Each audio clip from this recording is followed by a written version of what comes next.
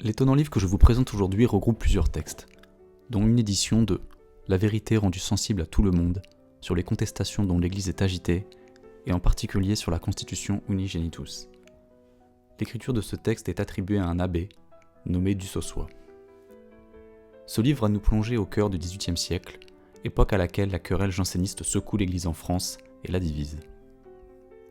En 1713, sous l'inspiration du roi Louis XIV et de ses évêques, le pape Clément XI publie la bulle intitulée Unigenitus.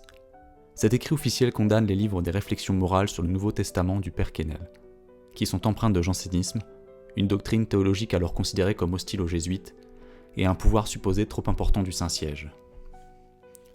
Cet écrit officiel du pape, lors de sa parution, divisera d'autant plus le clergé français. Cette scission majeure de l'époque suscitera la publication d'ouvrages de colportage, visant à informer et convaincre de l'infondé de cette prise de position du pape Clément XI, tel que l'ouvrage dont je vous parle aujourd'hui. L'ouvrage, imprimé en 1743, est qualifiable de pro-janséniste. Le texte prend la forme d'un dialogue entre un curé et un marchand, au travers d'entretiens questionnant la pertinence de cette constitution.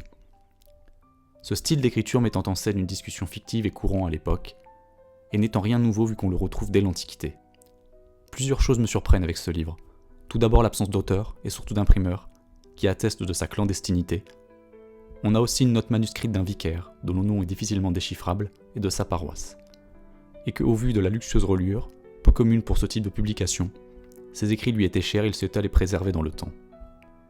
On peut aussi voir la présence d'un arrêt de la Cour du Parlement ordonnant qu'un imprimé intitulé « Cas de conscience » ne se soumettant pas à l'unigenitus soit lacéré et brûlé.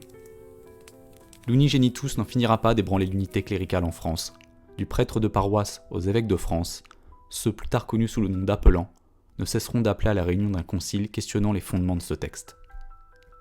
Il n'en sera rien. Suite à un décret de l'Inquisition, approuvé par Clément XI, paraîtra une nouvelle bulle intitulée Pastorales Officii, excommuniant tous ceux refusant d'accepter l'unigenitus.